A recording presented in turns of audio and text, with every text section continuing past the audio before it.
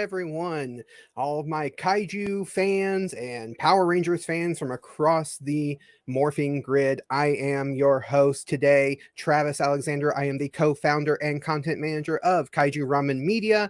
If you are tuning in for the first time, we are a kaiju and tokusatsu appreciation group that has started a fan magazine, has a podcast network. If you are tuning in from the Power Trip or the Power Rangers Legacy Facebook group, I should say, and you are a fan of the Power Trip podcast, then you are aware of our podcasting network. And if you were expecting to see Michael or Nathan hosting today, I am sorry to disappoint, but Michael and Nathan could not be here so early. They will be doing stuff for this special event that we had today.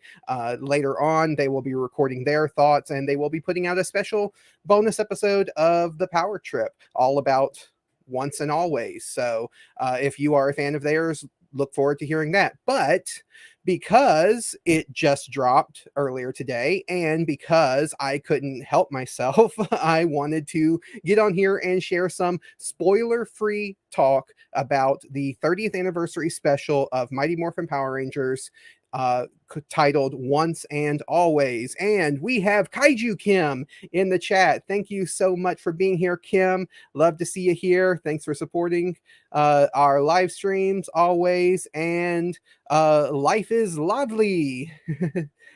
I can't remember. I remember you shared your name, your actual name, the other day on Michael's live stream, Michael and Nathan's live stream, but I can't remember what your actual name is, but that's fine. Nice to see you here. You're the one that's on Hawaiian time, if I'm correct. So this is still kind of early for you to be on. If I'm thinking of the right person, I may be thinking of a completely different person than that, but anyway, so that's our intro out of the way. Let's go ahead and start talking about Once and Always. My goodness. So Alec is Life is Lovely. Nice to have you in the stream. Thanks for joining us. Like I said, this is going to be a spoiler-free talk. I am all by myself today. I do not have anybody here sharing their thoughts with me, so it's going to be kind of short. I'm going to try to keep it to maybe under an hour. I'm going to try to keep it under an hour, but like on the grid says, is it even possible to do a spoiler-free discussion? We're going to try. And if we get into spoiler talk, I will say this: if by chance we get into spoiler talk, I will make sure to make it very clear. I will put a banner up that says we are in spoilers, so that way anybody who's tuning in will know we are discussing spoilers at that time. But just to start off, we're not going to be talking about spoilers. So anyway, this, I didn't know what to expect going into this. I was hyped for it. I was excited for it, just like I'm sure all of you were. And I really, just knowing the anniversary specials that they've done in the past, I really didn't have a lot of high expectations for this, but man, this exceeded really what my expectations were. I just, it surprised me. It really surprised me. So yeah, it just it's it was very, very emotional. Like Kim is saying, that she felt things when that thing happened. If it's the thing I'm thinking of, Kim, then yes, yes, it was. But like Alex says, there's a few things that you're disappointed in. I was kind of disappointed in a few things too, and without getting into too many details because I don't want to spoil it. I think that some of the things that I was disappointed in was not seeing more Rangers than what we got. And that really, they never said in any of the promo that this was going to be like all the Rangers coming back together and this is going to be a big crossover event. If you're going into this expecting like a multiverse of madness or an Into the Spider-Verse type thing, that is not what this is. This is absolutely not this. This is a love letter to Mighty Morphin Power Rangers, and it focuses only on that area of the franchise. So yeah, if you're expecting beast morphers, if you're expecting any of the other Rangers to show up, Dino Thunder even, I know it's kind of this is kind of a spoiler, but it's not. I don't think it's that big of a spoiler to say that you're not going to get much if you're looking for that. Expect this to be a Mighty Morphin Power Rangers thing, and to be fair, that is how it's been marketed. That's how it's promoted. That's how it's titled. It is the 30th anniversary of Mighty Morphin Power Rangers. So yeah, I can't really complain too much about that. So some of the things that I did enjoy that I didn't expect to enjoy, the interpersonal relationships between the characters, because these characters, we already knew that, sorry, I was trying to adjust something on my computer here. We already knew that the Mighty Morphin Power Rangers characters they viewed themselves as a family, and they viewed Zordon as their father figure. But to really see that played up in such an emotional way by both Zach and Billy, David Yost and Walter Jones, they really are the stars of this special. And along with and I can't remember the young actress's name, but the one who plays Trini's daughter. She is also, I would consider, the star of this. Those three are the driving force of this episode. Charlie Kirsch is her name.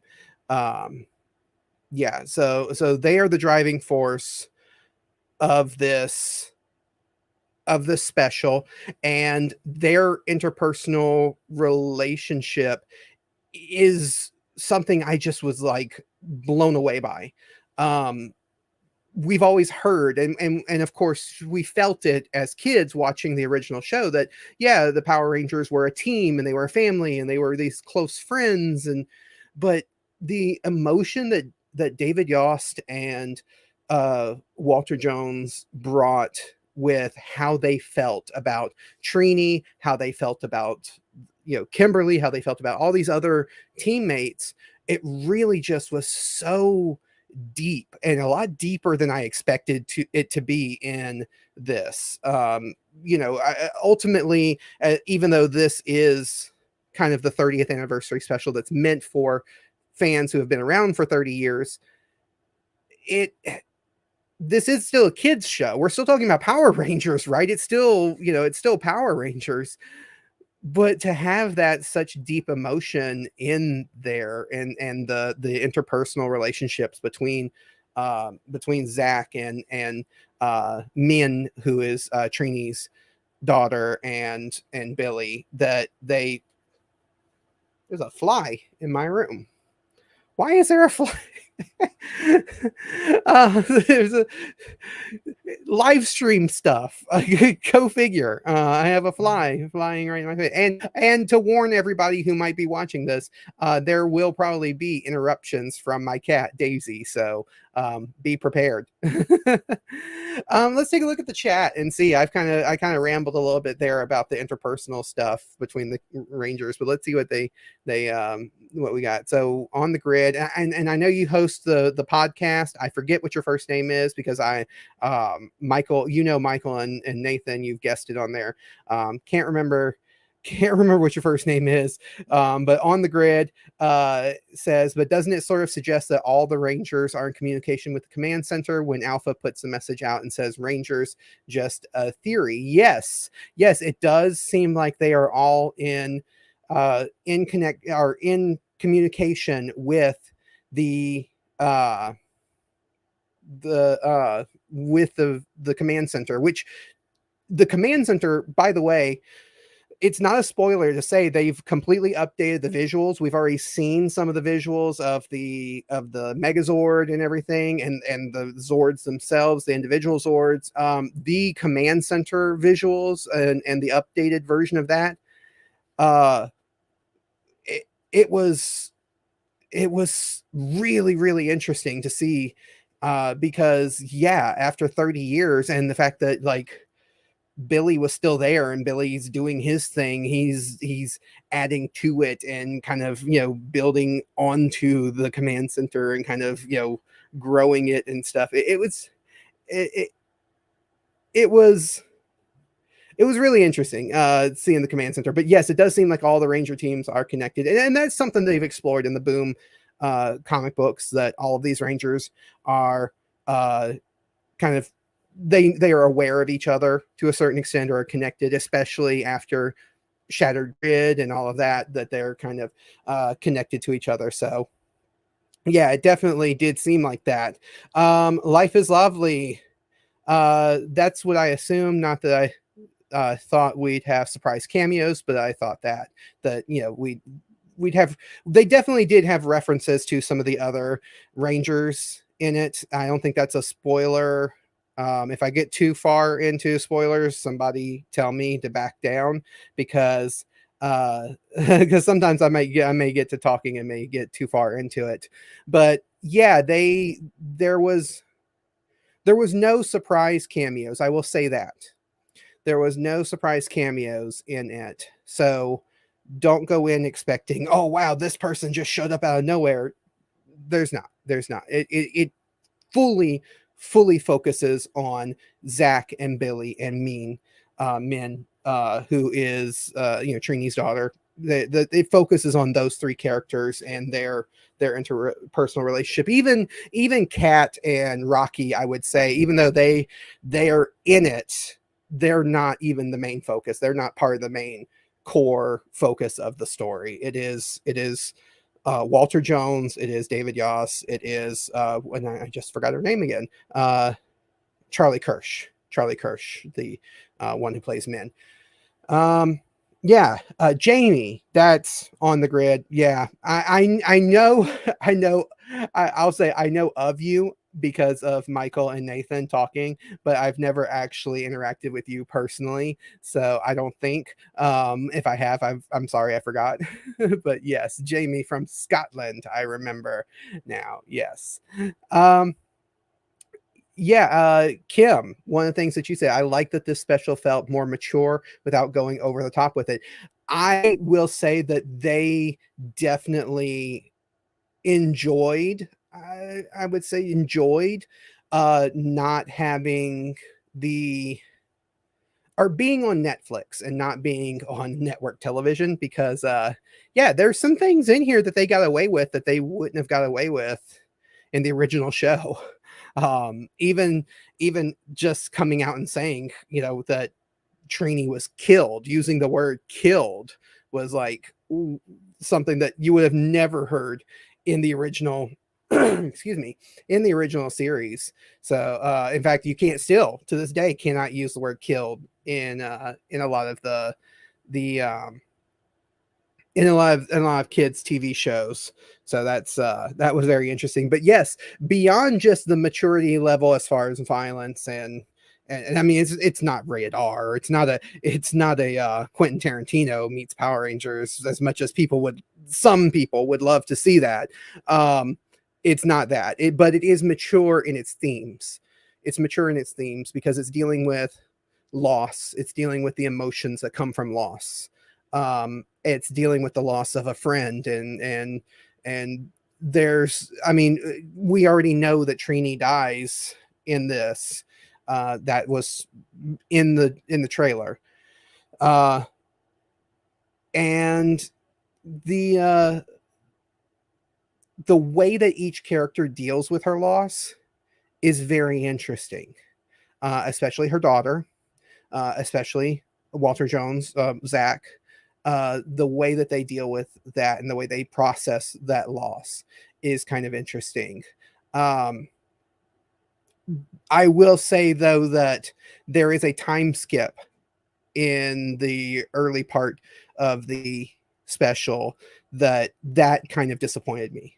That was something that I was disappointed in because there's a time jump and we're skipping ahead to a point where a lot of characters have dealt with some of the things, the fallout that has already happened for Trini's death and everything. And so when we get that time skip, it kind of feels cheated. I almost felt a little cheated because then we didn't get to see the full impact of learning or the full impact of her death on her friends and family and everything because we jump ahead and I know that might be pushing it as far as spoilers go, but it's early in the special, so I didn't, I don't think it's that big a deal to spoil that.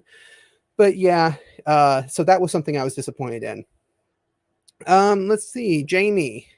I think if they had cameos from other non Mighty Morphin Power Rangers, people would have been complaining, given this was marketed as Mighty Morphin Power Rangers once and always. And I totally agree with that. I think that if you had more Rangers in this special than just your Mighty Morphin Power Rangers, then the fans of Mighty Morphin Power Rangers might have felt cheated, and it's interesting because a lot of the special crossover episodes that they've had in the past, always felt like the Mighty Morphin Power Rangers didn't get the amount of attention that everyone wanted. And then now we have this special that is all Mighty Morphin Power Rangers. So it's, so it is kind of a nice, it's a nice feeling to have this special be completely focused on that one group of Rangers. Life is Lovely, it talks about the stages of grief. Yeah, the stages of grief are front and center in this special, which makes the time jump that they do at the beginning of the special kind of annoying to me, because then I know grief takes time, but you're still like at a certain, when you jump ahead like that, but yet the characters are still dealing with the fallout of it, it feels like, well, they should have, progressed some, or if they haven't, then that feels also not natural, because in a year's time you'd expect some, there to be some growth as far as like the emotions, feelings of loss and stuff. But then everybody's different, and I think men being a teenager, I think that they did a really good job of portraying how a teenager deals with grief, and every teen, everybody's different, but the way she deals with grief feels like the way a young person would deal with it, and the stages that she goes through, and she does not hold back. Like, there's dialogue in here where she really cuts through with her attitude and her words. She really does some emotional damage, and it's like, oh man, that hurts. Because yeah, she and I like that the Rangers themselves are mature enough now, especially 30 years after being Rangers, that they're like, no, we understand. You're just upset. We're not going to get angry at you for lashing out at us, because we know you're just a teenager. And I like that they didn't treat her like a fragile little flower that couldn't handle things. Like, there is a discussion about how much can she handle, how much will she be able to deal, and how much should she know, all this kind of stuff. But they never, and they treat her with a lot of care, because they do care about her, but they don't treat her like a fragile little flower that can't do things. And I like that. I like that they give her the opportunity to be helpful and to be a person and not be locked away in a tower, and be like, we're going to protect you, we're doing this. And I mean, they do kind of lock her away at one point to protect her, but it doesn't, if anybody understands what I mean, it doesn't feel like they're treating her like a fragile little child. They're treating her like a teenager, and they're treating her in a proper way. And I think that shows a lot about the characters. I mean, Uncle Zach being a father figure to men was something. Like, who would have thought that Zach, the Black Ranger back in the day, the hip hop, loving, the breakdancing Black Ranger, would have been the parent, the father figure in this, and yet here we are. So it definitely shows a lot of maturity.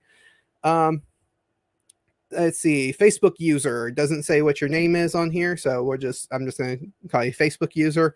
I do wish Justin had made a cameo. Would have been nice, full circle, to see him morph as an adult.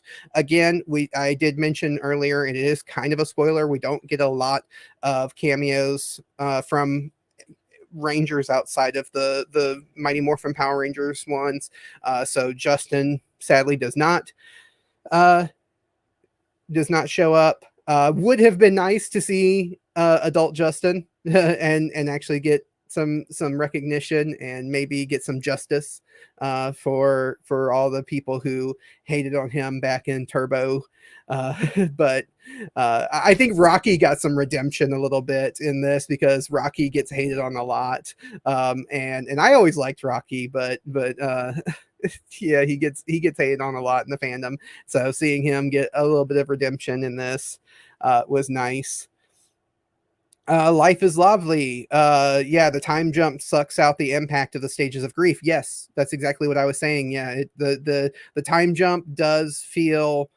I was disappointed in that. I was disappointed in that aspect of it, because I felt cheated. I felt like, that jumping ahead that far kind of sucked out some of the emotional impact of what was happening. Not that they didn't do a good job, establishing the emotions with what they had, but I still think it would have been better to not have the time jump. But I don't know what the thought process was with the time jump, but yeah, that's and Kim says, yeah, Min said something to Billy that made me go, damn.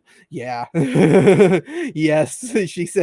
She made some comments that's like, whoa. It's like, yeah. And that's where I think that's something you couldn't get away with in the original Rangers show. I don't think you could have gotten away with that in anything. I think, there are characters who lash out at the Power Rangers for different reasons, but they never go as far as that. So hearing her make those comments to Billy, and Billy just sitting there and taking it, because he understands she's just hurting. She's just hurting. She doesn't mean it. She's just hurting. And he even says later on, and again, I know this isn't really a spoiler, but he says, she's not saying something that I didn't say to myself 1,000 times. It's like, even he's dealing with this grief, and he's just keeping it all in and kind of dealing it in his own Billy way. So Jamie from On the Grid says, yeah, it's not like Dawn in Buffy kind of scenario where they treated her more like the key she was, rather than the teenage girl she also was. If anyone watched Buffy to get that reference, yes, I get that reference. So yeah, it is exactly what I was saying about me, and they treated her very well. I think she integrated into the cast really well for being someone, I mean, you're talking about 30 years of history with most of these characters. Of course, you have Kat and Rocky, who haven't interacted with. I think was it Walter Jones said in an interview or on TikTok or something, where him and I always forget his name. Steve Cardenas have never actually worked together in anything. So this was the first time working together. So there wasn't a 30-year history with all of the Rangers, but just to have that, these guys are the veterans, both as Rangers, as characters, they are the veteran Rangers, but also as actors, they are the veteran actors. And then here, this young person who comes in, who's new, is a new character, still fairly young actor, and she integrates so well. Like, I legitimately, if they continued on a Ranger series with her in it, I would be happy. If she came back for specials in the future, I would be happy. I would love to see more of her, because I think she integrated really well. She, for being a teenage character, she wasn't annoying. She wasn't overly emotional to the point that she felt unrealistic. She felt very realistic in the way that she was dealing with things, and she had to learn those lessons. And it was something that really hit me, was seeing how Zach, Billy, and all of them have taken to heart the lessons that Zordon taught them, because there is no Zordon. Anybody who is aware of Ranger, the Ranger chronology and canon, Zordon is gone at this point in time. Zordon's not around. And so for Zach to give the advice the way that Zordon would have when he was a teenager, and to pass that knowledge and that understanding and those lessons, and it reminds me of Yoda, pass on what you have learned. And he has. And for Star Wars fans, I mean, this is not a The Last Jedi, for better or for worse. This is not the same as a Last Jedi, the Last Jedi style return to the universe thing. It is a lot.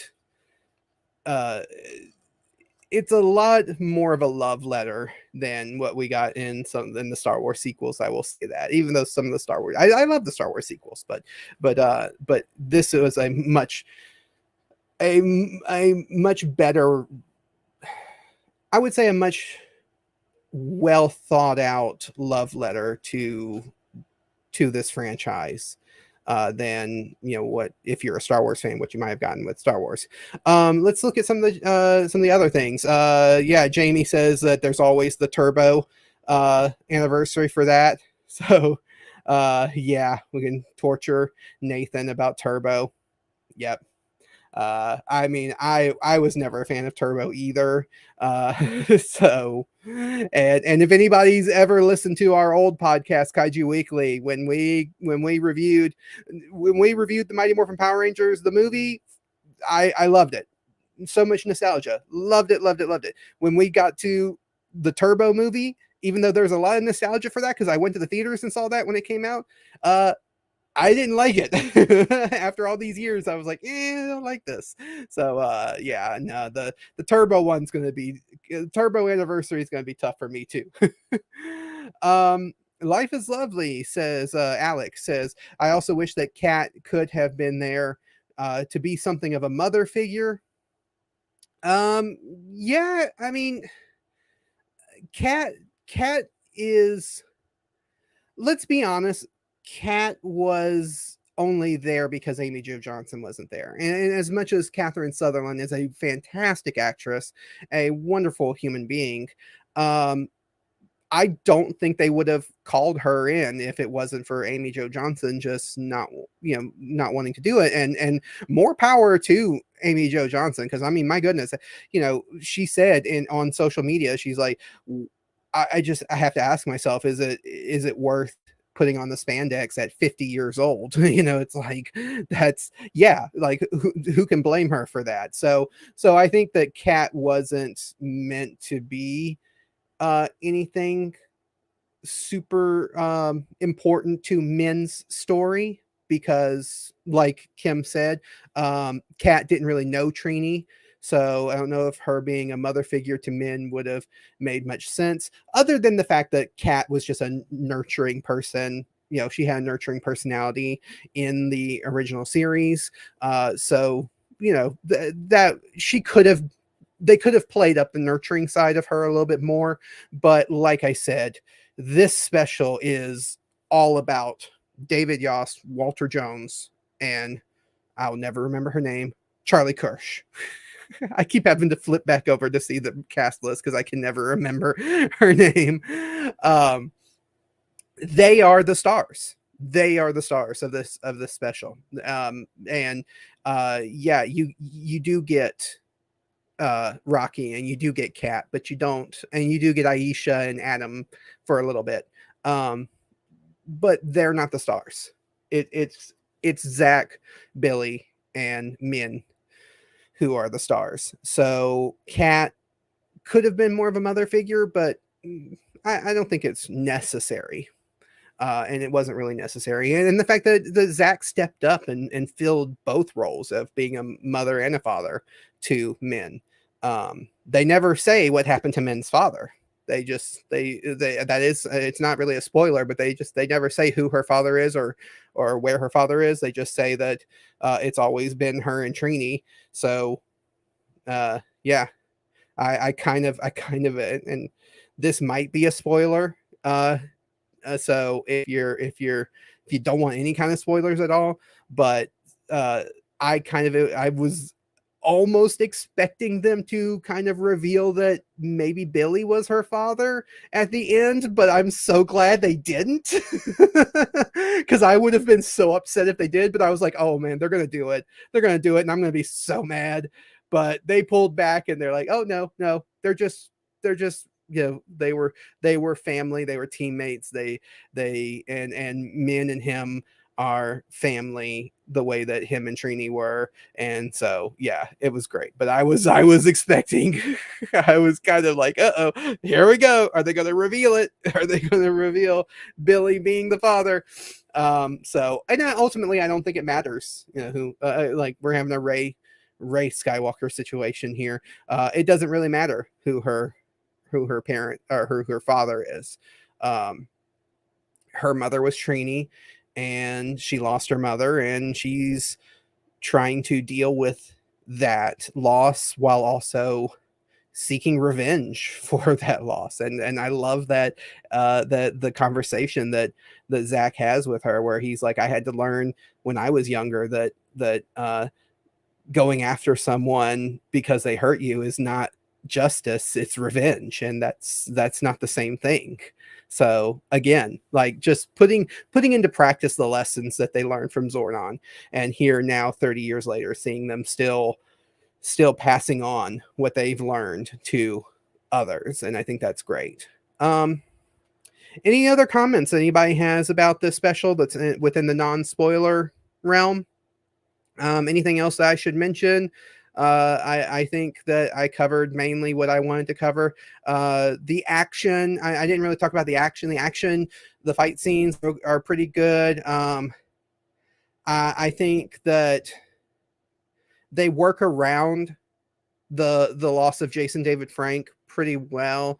It's no secret that he passed pretty much after this was already done filming. So, and he had already said he wasn't going to be a part of it. So the work around not having him, not having Austin St. John there I thought was pretty good. Not having Amy Jo Johnson there, I think they did a good job. It felt very in universe accurate, the way that they worked around the fact that those actors weren't there. And yeah, the action was good. There, like I said earlier on, there's some moments in here where the action felt kind of brutal. A lot more brutal than what you would. It's still within kid friendly level, but it did feel a lot more brutal than what you would normally have gotten back in the 90s or even on network television today. There's definitely some scenes. There's a scene where towards the end involving Billy that I think was like, whoa, that was intense, a lot more brutal than I expected it to be. But yeah. Uh the Zords and the CGI, because they're all CGI now, there's no models. They look pretty good. It's still, it's not the greatest CGI in the world. You're not getting like a Disney level, although Disney's level is sometimes hit or miss. But you're not getting that higher level of um, CGI. It is basically like made for television CGI, which is okay. It works. It works within the special. I don't think it was too distracting. Um, the Zords and everything though, and the command center, everything looked a lot sleeker, a lot cleaner, a lot sleeker, and it just felt like this is what the show would have looked like if they had an actual budget. um so it's like, which I mean, that's basically it. It's like, yeah, we're going to recreate, and anybody who's watching Star Trek Picard, it them returning to the command center reminded me so much of a spoiler alert for Picard season 3 from last week's episode when they return to the Enterprise, the Enterprise D, and they're all on there, and it's like, and then when Picard makes a comment about the carpeting, and it's like, yeah, so there's the it hit that nostalgia button for me that I really liked. Does this lean too heavily on nostalgia? I don't think so. I don't think nostalgia is the driving force of this special. It's the emotion of the characters, the emotional and the interactions between those three main characters. That is the driving force. So I don't think this leans too heavily on nostalgia. So if you are not a diehard, bleeding rainbow colors Power Rangers fan, I think you'll still enjoy it. Anybody who has a working knowledge or some knowledge of the original Power Rangers will enjoy this, even if it's just a basic knowledge of them. I think you'll enjoy this. Anybody who is not familiar with Power Rangers at all, is this going to appeal to them? Absolutely not. Absolutely not. This is not something that I don't even think kids who are watching like the newest Power Rangers and have maybe not even explored the old Power Rangers, just or just watching the new ones, would enjoy this. So this special was made for us who are in our 30s and 40s who enjoyed these shows when we were kids. This show when we were kids. So yeah. Jamie on here says someone on Twitter pointed out the irony that in Mighty Morphin Power Rangers, Kat never piloted a Zord by herself, but here she literally drives a crane at one point. To get it, a crane. Yes. Yes, she does. Yes, she does. There is a that's not a spoiler, but she drives a crane, like a what do you call it? Construction crane, like that, not a crane. Like, um, and Kim says the CGI here was much better than in the Mighty Morphin Power Rangers movie. Which, I mean, to be fair, after 30 years difference, a little less than 30 years difference between that movie coming out and this, you'd hope that the CGI is better. You would hope that the CGI is better. Yeah. Uh, so the music was good. They brought back the old mate who did the music for the original one. I'm bad with names, so, as anybody can tell. They did bring back the original musician who made the theme music and stuff. So this is all new music, but it is definitely the same music cues, the same musical cues that you got from the Wasserman. No, I'm not gonna make that joke. So yeah, the thinking, what's a man, the mighty man. Anyway, Kim, back me up on that one. she's gonna say no, you're on your own on that one. Yeah, so I've been kind of rambling for 40 minutes, so I don't know when we can start wrapping up. Facebook user, did you see Tanya who came in the end of Jamie. I did Robo Rita, or did Robo Rita put her up with the others?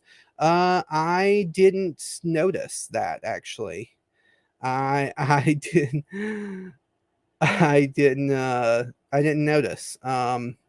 Yeah, there's I didn't want to spoil it, but you don't get cameos in the traditional sense as far as some of the other ranges.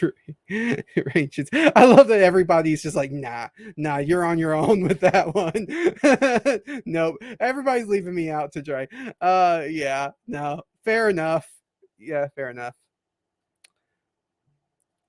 Uh, okay, so Jamie says yes, her figure, you do get to see the with the other Robo Reader, with the other ones that are on Robo Rita's device. So so yeah, that you do get to see Tanya. Uh, the I was trying not to spoil too much, but yeah, you don't get traditional cameo style, but you do see some other Rangers, even if you don't get full on cameos. You do get to see them, and I'll leave it at that. I won't go into detail for anybody who might be watching this who hasn't seen it yet. Yeah, you do get to there, and there's a lot of references and a lot of nods that if you're a fan of Power Rangers, there's a lot of references and a lot of nods to characters. To there's there is a reference early on at in a scene at a cemetery. I mean, where it's no surprise they're at a cemetery. We know Trini dies in this, but there is a reference to a character that I had to look up because I couldn't even remember that character, and I was like, "This is obviously a reference to something," and so I had to look up which episode he was in, and I was like, yeah, you do get references. There's a lot of fun little Easter eggs there that, especially if you missed it the first time around, you can go back and rewatch some of the little hints and clues and stuff. Some name drops get made for characters, and when they send out basically a distress signal, Alpha sends out a distress signal because Rita's back. You get some references to other Ranger teams and their locations, and if you know where they are based at, you can kind of figure out which Ranger teams are being contacted and stuff, because it goes down a list of all of them. So yeah, but yeah, I think that's it for non-spoiler talk. um I think that we covered pretty much everything that I wanted to cover. I think that it was a fantastic. It wasn't without its flaws. I think there's definitely some flaws to it, but overall, as a love letter to Power Rangers, as a love letter to an era of Power Rangers that I have such a nostalgia for, they did a fantastic job without leaning too heavily on nostalgia. And I think that's something that shows again. I mentioned Star Trek Picard, and I think that there's a lot of shows that the balance of, yeah, you want to press that nostalgia button because that's what keeps fans coming in, and makes fans feel like they're that the time and effort they put into something is worth it, is when there's a reference to something, or there's a nostalgia button being pressed.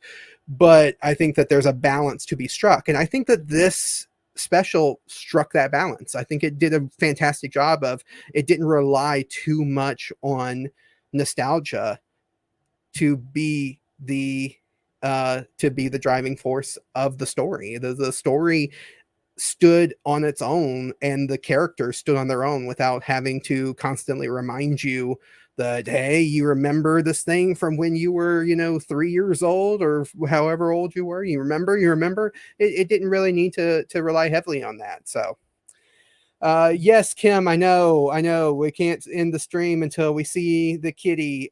She ate her food and took off. So I don't know what else to say.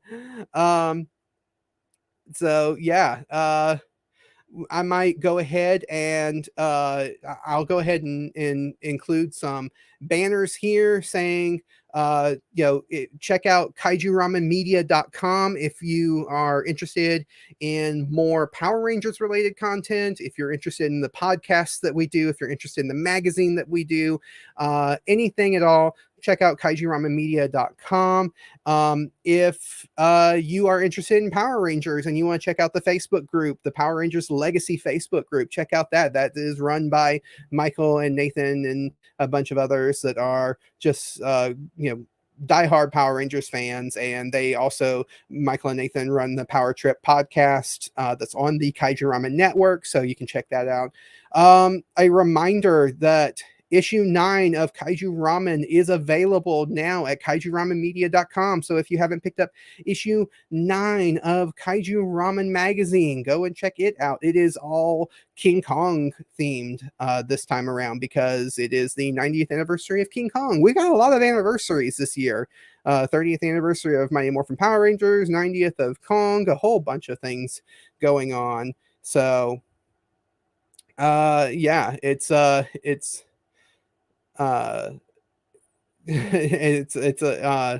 it's available there. I'm just looking at the chat. Life is lovely. Nice to see you. Nice that you were here.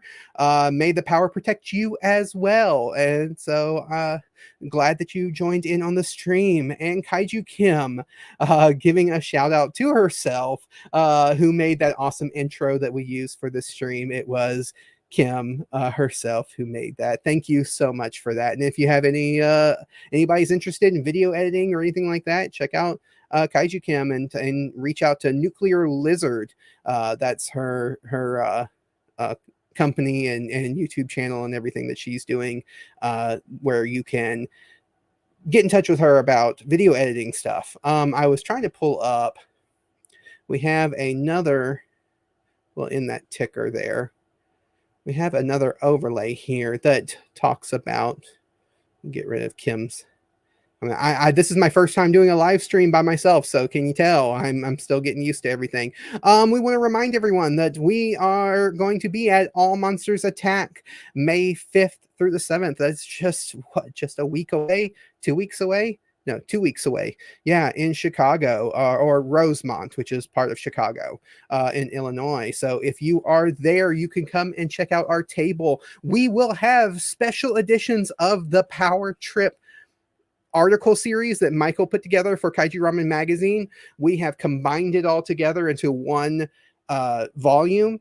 Just his articles, and it has a nice foil cover. It's really gorgeous. It's really gorgeous. You can check it out. So if you're interested in Power Rangers related stuff, come by our table because that will be available for sale, and that is the only time you'll be able to buy it is at the cons. So you won't be able to get that anywhere else. So come check that out.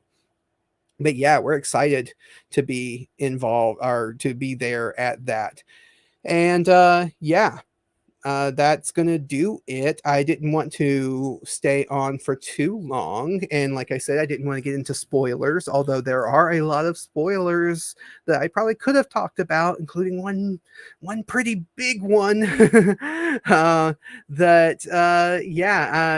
may do another live stream maybe tomorrow or Friday and talk about spoilers, but give people a little bit more time to process and watch and process the special before I talk about spoilers. But I just wanted to give my thoughts about this. I want to get on and do a quick impromptu live stream. So that's going to do it for me. Follow Kaiju Ramen Media on Twitter and on our social medias. We'll make sure to share the link in the show notes down below. And yeah, thank you guys for tuning in to my very first live stream, and may the power protect you.